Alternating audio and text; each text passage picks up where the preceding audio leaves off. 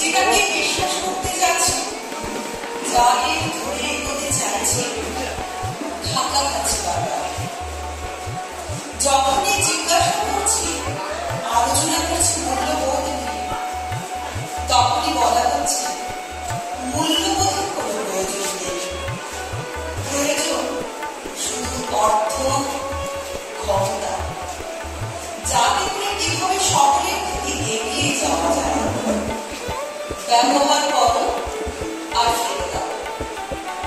ভালোবাসা সংখ্যা ভাষায় করেছে। এমনই এক পরিস্থিতিতে ক্লান্ত মনকে বিশ্রাম দেওয়ার জন্য ছুটে বেড়াচ্ছি বিভিন্ন পথ। কখনো সাহিত্যের মধ্য দিয়ে, কখনো বিজ্ঞান চর্চার মধ্য দিয়ে, কখনো বা বিভিন্ন জনসেবামূলক কর্মকাণ্ডে আছেন যিনি বলেন সেবা করব বা সেবা প্রতিষ্ঠান তৈরি করবো তা নয়, সেবা করাটাই মানুষের সহজাত ও সাধারণ।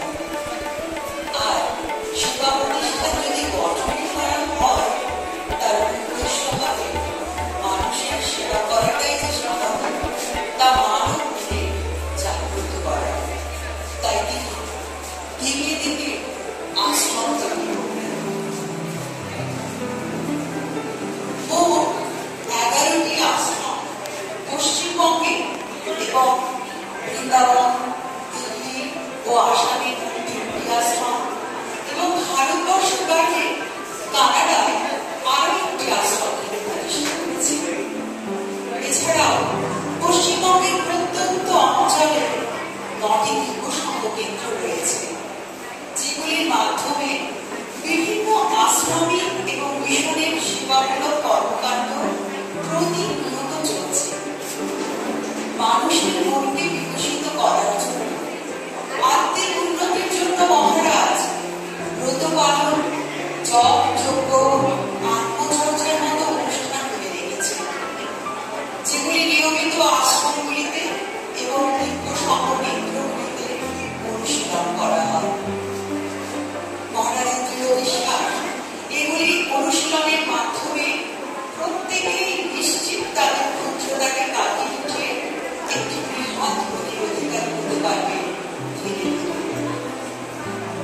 মানুষের কল্যাণের কথা প্রতিনিয়ত ভেবে চলেছেন মহারাজ। এর জন্য মিশনারি বিভিন্ন কর্মকাণ্ড চলছে। এর মধ্যে সাথে আছে প্রকল্পের কথা না বললেই নয়। আপনারা শুনে খুশি হবেন, প্রায় 350 জন দুস্থ মানুষকে 365 দিন দুপুরে খাবার পৌঁছানোর কাজ চলছে। শুধু খাবারই নয়, তাদের প্রতিনিয়ত চিকিৎসার ব্যবস্থাও করা হয়েছে। এছাড়াও পাশে আছে প্রকল্পের মাধ্যমে দুস্থ মেধাবী ছাত্রছাত্রীদের উচ্চ শিক্ষার জন্য আর্থিক সাহায্য প্রদান, দুস্থ করোনায় বিবাহের জন্য অর্থ প্রদান এবং দুস্থ মানসিক চিকিৎসার জন্য আর্থিক সাহায্য দেওয়া হচ্ছে।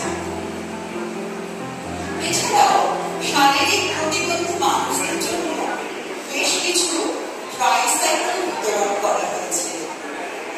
ব্লাড ডোনেশন ক্যাম্পের ব্যবস্থা প্রতি বছরই করা হয়ে থাকে, যার মাধ্যমে সারা বছর ধরে থ্যালাসেমিয়া রোগে আক্রান্ত রোগীদের রক্তের কার্ড বিতরণ করা হয়। আশ্রমগুলোতে অ্যাম্বুলেন্সের পরিষেবা চলছে। 6টি আশ্রমের নিয়মিত ক্লিনিক পরিষেবা চলছে। এই কথাগুলো আপনাদের সঙ্গে শেয়ার করার একটাই উদ্দেশ্য, যারা সেবা পেয়েছেন তাদের হাসি মুখগুলো দেখে আমরা ভীষণ আনন্দিত। আগামী দিনে এই কর্মকাণ্ড যাতে আরো এগিয়ে যায়, আমার আপনার মতো অনেক মানুষ যাতে কর্মকাণ্ডের সঙ্গে যুক্ত হতে পারে, সকলে সেবা কর্মের সুযোগ পায় এবং নিজেদেরকে ধন্য মনে করতে পারে, তার জন্যই এত কিছু আপনাদের সঙ্গে শেয়ার করলাম। এই কর্মকাণ্ডের যিনি মূল পরিচালক, যার প্রেরণায় আমরা সকলে একত্রিত হতে পেরেছি, উদ্বুদ্ধ হতে পেরেছি, আসুন সকলে মিলে আজকের এই পবিত্র দিনে অন্তরের আকুতি ভরা প্রণাম জানাই তাকে। তার সান্নিধ্য লাভে ধন্য করি নিজেদের জীবনকে। এই কথাগুলি বলে আমি আমাদের প্রিয় বাবাকে একটু আহ্বান জানাচ্ছি মঞ্চের কাছে। প্রেম চৈতন্য ভাজানে আমি সকলের কাছে আমার বিনীত অনুরোধ, একটা পরিবেশ যদি আমরা একটু রাখতে পারি তাহলে খুব ভালো হবে। আপনারাও এসেছেন কিছু নিয়ে যাওয়ার জন্য, আর সেই নিয়ে যাওয়াটা হচ্ছে একটা পরম প্রাপ্তির জিনিস। এটা কোনো চাওয়া পাওয়ার জায়গায় আমরা আসিনি, এসেছি নিজেদেরকে সমৃদ্ধ করতে, নিজেদের আত্মিক উন্নতিকে সমৃদ্ধ করতে। তাই বিনীত অনুরোধ, একটা পরিবেশ যদি আমরা বজায় রাখতে পারি আমাদের সকলেরই খুব ভালো লাগবে। হ্যাঁ, এবারে সকলকে বলছি একটু মোবাইলগুলো সাইলেন্ট করে নেবেন।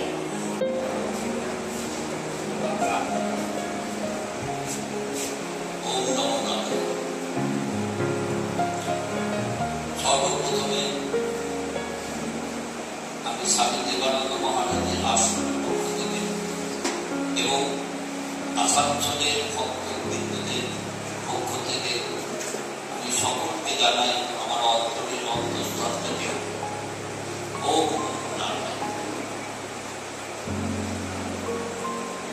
কিছুক্ষণ আগে আমাদের দীপান্বিতা ব্যানার্জি অর্থাৎ আমাদের দীপান্বিতা মা আশ্রমের সমস্ত কর্মকাণ্ড সম্বন্ধে বলেছে। আপনার শুনে উঠে যে স্বামী দেবানন্দ মিশনের তরফ থেকে বা পক্ষ থেকে সাথে আছে, যেখানে দুস্থ বাবা মায়েদেরকে খাবার দেওয়া হয় বাড়িতে বাড়ি থেকে, বৃদ্ধাশ্রম আছে দুটো, একটা বাবাদের একটা মায়েদের, যেগুলো যারা ওখানে বৃদ্ধাশ্রমে থাকে তাদেরকে কোনো অর্থ দিতে হয় না। তার সঙ্গে 9খানা ক্লিনিক আছে, 5খানা স্কুল আছে।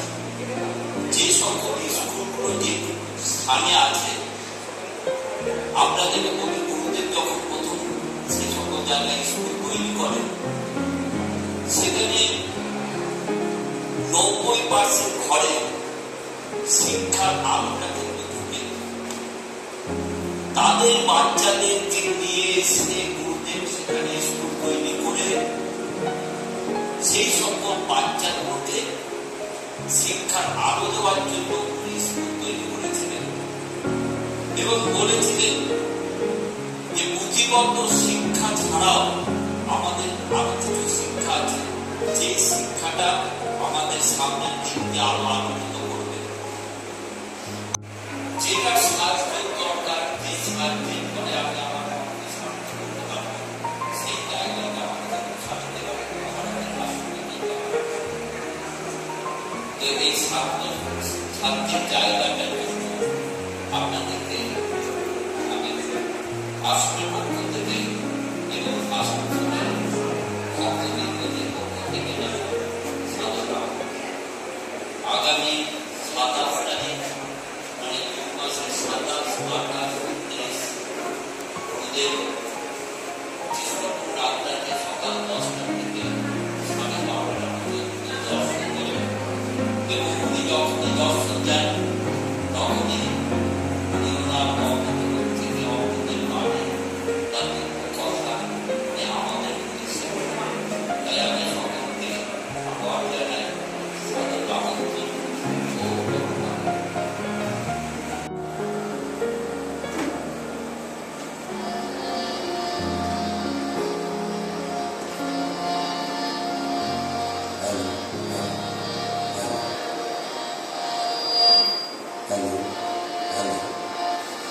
গুরুদেবের লেখা এবং সুর দেওয়া কিছু গান আমি পরিবেশন করছি। তোমার দয়ায় প্রভু ধন্য করো, তোমার আলোয় প্রভু আলো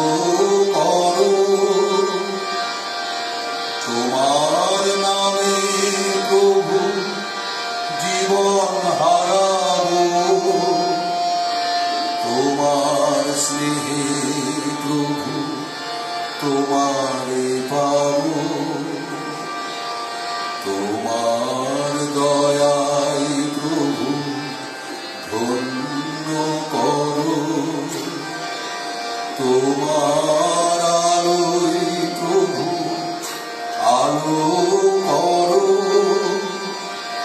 তোমার নামে প্রভু জীবন হারাবো,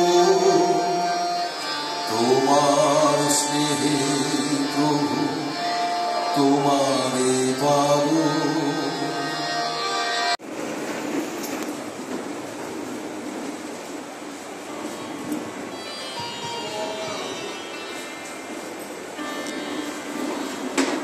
জয় স্বামী দেবানন্দ মহারাজ কি জয়, স্বামী দেবানন্দ মহারাজ কি জয়, স্বামী দেবানন্দ মহারাজ কি জয়।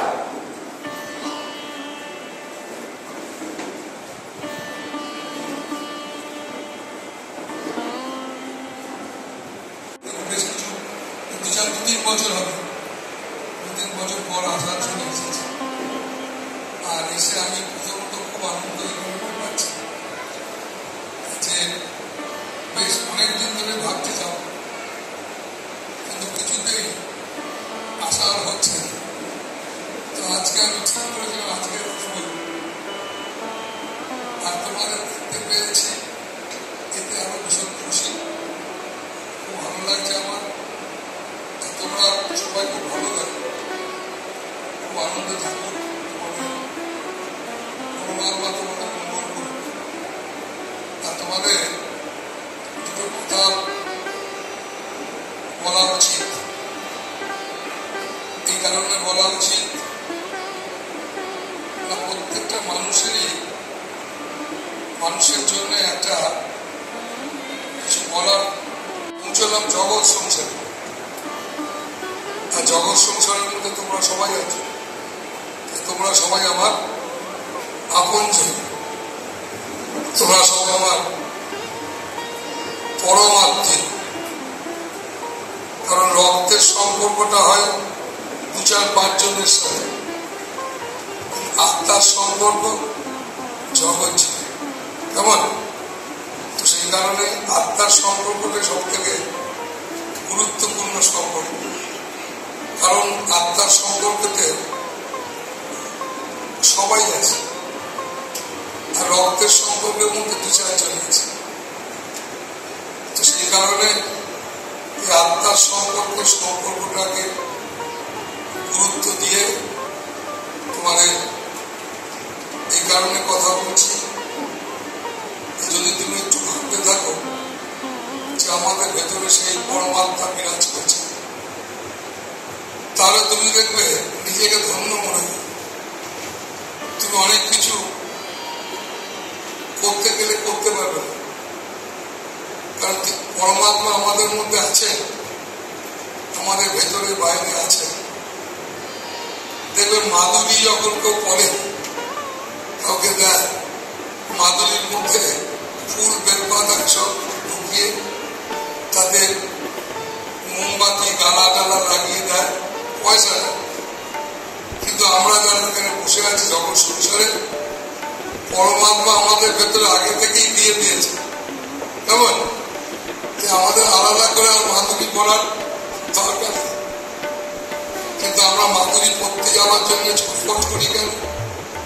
ছুটি এটা পড়লে ভালো হবে, সেটা ধারণ করলে ঠিক হবে, কারণ নিজের প্রতি আস্থা নেই, নিজেদের প্রতি বিশ্বাস নেই। কেন বিশ্বাস নেই? এই কারণে বিশ্বাস নাই, মানুষের অভ্যাসটা এমন করে ফেলেছি আমরা নিজের দিকে না তাকিয়ে পরের দিকে তাকাই। পরের দিকে তাকাতে গিয়ে নিজের ভেতরে যে অসীম অনন্ত শক্তি আছে, যে শক্তি আছে এটা যদি আমরা বিশ্বাস করি, আমরা যদি স্বীকার করি, তাহলে কি হবে না, আমাদের মধ্যে সেই পবিত্র শক্তি আমাদের মধ্যে বিরাজ করবে, আমরা বুঝতে পারবো। এবং আমরা নিজেরা নিজেদেরকে বুঝে নিজেদেরকে ধন্য এই কারণে মনে করবো যে আমার ভেতরে তিনি বিরাজ করছেন, এটা ভেবে ধন্য মনে করব। আর এই ধন্য মনে করা মানে সবসময় জানবে এরকম একটা ইচ্ছা মানে পজিটিভ ইচ্ছা, পবিত্র ইচ্ছা। এই পবিত্র ইচ্ছা তোমার মধ্যে যদি থাকে তাহলে কি হয় না, মানুষকে আর আলাদা করে কোনো কারোর কাছে হাত দেখাতে যেতে লাগে না।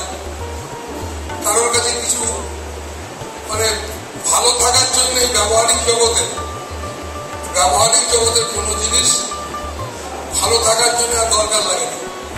কেননা আগে থেকেই তিনি আমাদের বিশ্বপ্রকৃতি ঈশ্বর, তিনি আমাদের ভরিয়ে দিয়েছেন।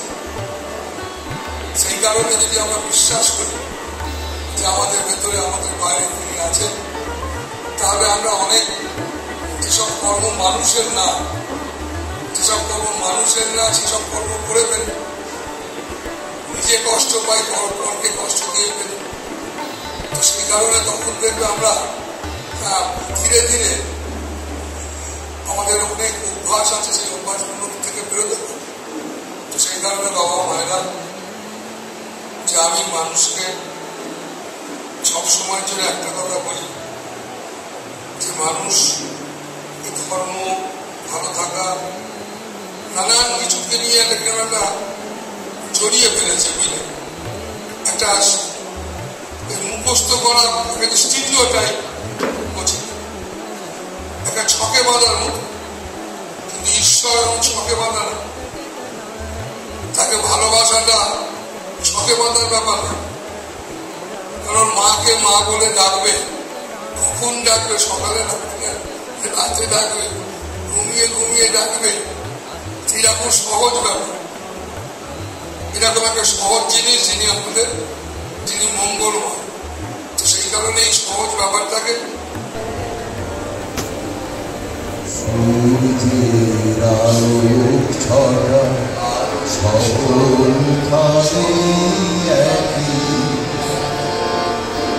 তবে কেন তুমি আমি বিভেদ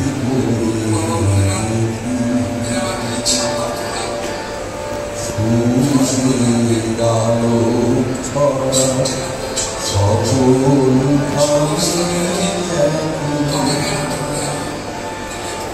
তবে কেন তুমি আমি বিভেদ করি।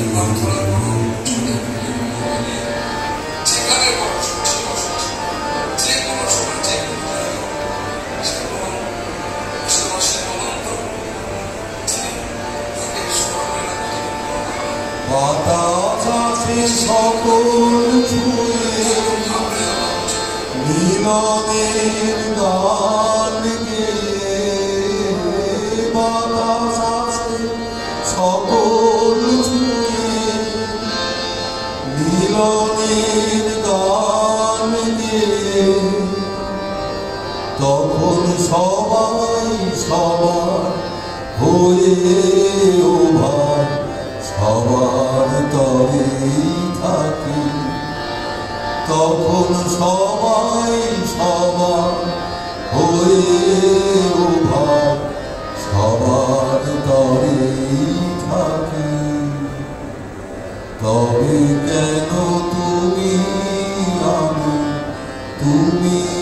আমি বিভেদ করে দেখি, সূর্যের আলোক ছটা সকল খানে একই।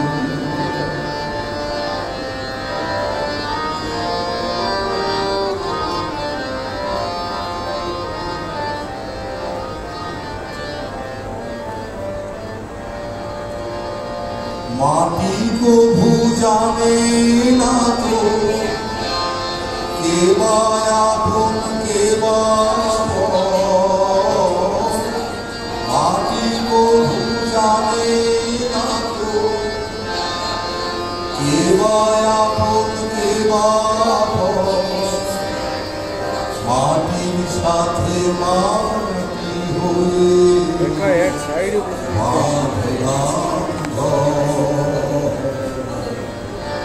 সূর্যের আলো ছড়া সকলখানে একই, তবে কেন তুমি আমি বিভেদ করে